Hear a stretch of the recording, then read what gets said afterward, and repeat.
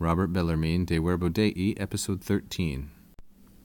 Christus vero primum legationem suam scripturae testimonio confirmat, illis prophetae verbis in medium alatis, Spiritus Domini super me, eo quod uncserit me, etc. Deinde Marcum duodecimum, Sadducaios ex divinis literaris confutat cum aiet, nonne ideo erdrates nescientes scripturas, et infra de mortuis autem quod resurgant, non legistis in libro Moses, etc.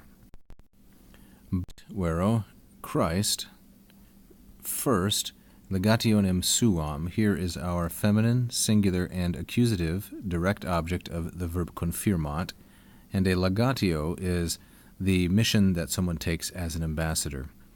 So Christ first his own diplomatic mission, scripturae testimonio, by the testimony of Scripture. Testimonio is neuter, singular, and ablative of means, and the genitive singular scripturae is dependent upon it.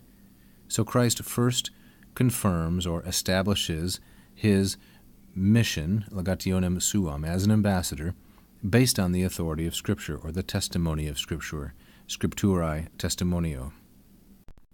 He does this illis verbis alatis.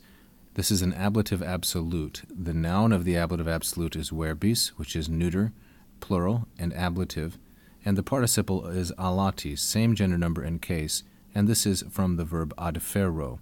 It is a perfect passive participle of this form, to bring out into the middle. When these, illis, words of the prophet, alatis, were brought out in medium, into the public space, out into the center of everyone's attention.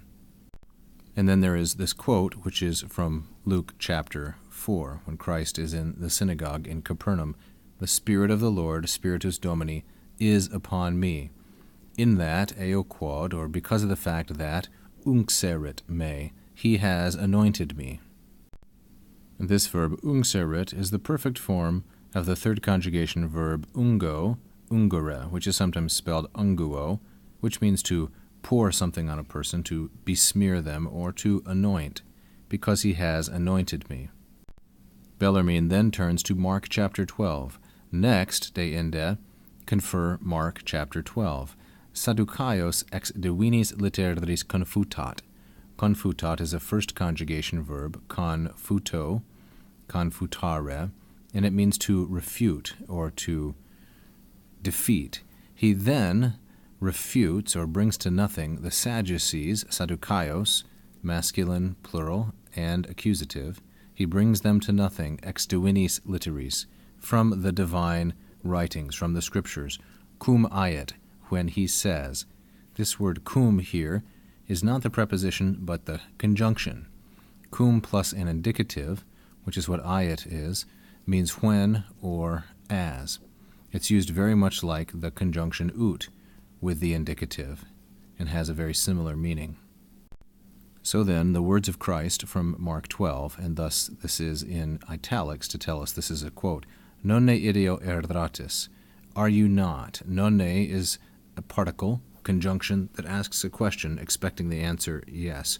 Surely you are sorely mistaken, ideo erdratis. Erdratis is the first conjugation verb, ero, erdrare, and it means to wander or go astray. This one is second plural, present indicative active. Surely you are quite mistaken, nescientes, because you do not know. Nescientes is a participle in the masculine, plural, and nominative. It is thus the subject of eratis because it's nominative, and it's from the fourth conjugation verb nescio, nescire. It's a present active participle. Surely you are quite mistaken because you do not know the Scriptures. Scripturas is the feminine, plural, and accusative object of that active participle, nescientes. Et infra, referring to a little further on in that same passage, Mark 12, another quote, de mortuis autem. Now, however, autem, concerning the dead, that they do rise, quod resurgant, have you not read, non legistis, have you not read in the book of Moses, etc. This all leads eventually to a question, but Bellarmine's excerpt ends before the question. Legistis is from the third conjugation verb, lego legere, which means to read, and this is the third principal part, second plural. And here is one of those confuted Sadducees.